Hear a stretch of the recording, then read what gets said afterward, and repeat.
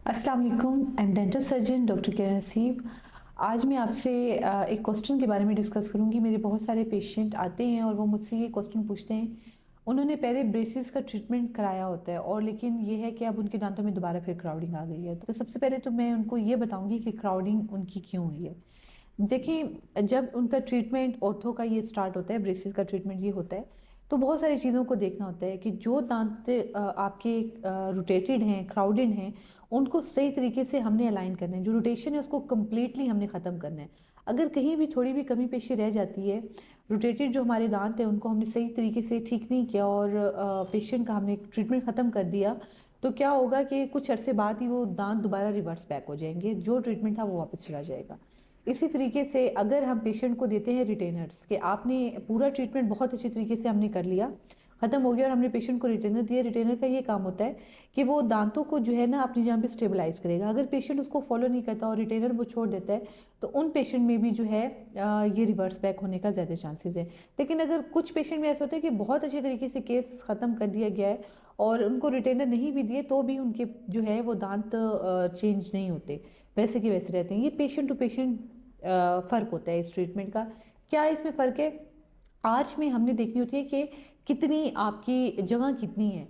अब देखिए, ये डिपेंड करता है कि पेशेंट का ट्रीटमेंट कब हो रहा है। पेशेंट का ट्रीटमेंट अगर हमने इस एज पे किया है कि जिस एज में अभी विजडम नहीं निकला, जिसे अक्ल दाढ़ कहते हैं, जो लास्ट आपके दांत होते हैं, तब हमने उसका इलाज कर दिया और हमने इसको जहन में नहीं रखा कि जो विजडम निकला कि उसके लिए एनएफ स्पेस है, एनएफ रूम है कि वो बाद में इधर निकल पाएगा।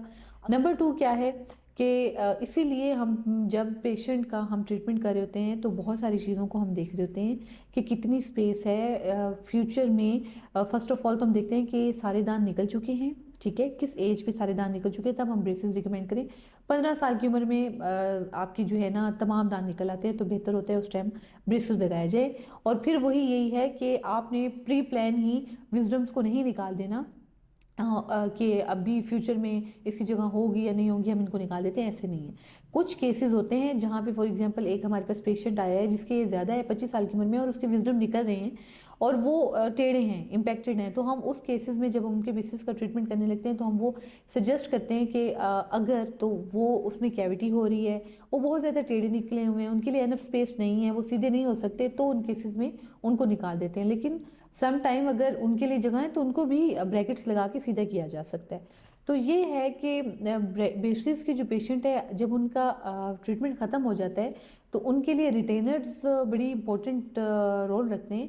रिटेनर्स वो लगा के रखें। और कुछ पेशेंट तो ऐसे हैं जिनको हम लाइफ टाइम के लिए रिटेनर्स देते हैं दांतों के पीछे वायर की फॉर्म में। लाइक कुछ डायस्टेमा के पेशेंट होते हैं जिनके फ्रंट में जो है ना दांतों का गैप होता है, उनको क्लोज करने के लिए परमानेंट रिटेनर सजेस्ट किए जाते हैं, क्योंकि अगर वो ना किए जाएं तो वो बार बार ओपन अप हो जाता है। तो ये कुछ रीज़न है, ये आप माइंड में रखें।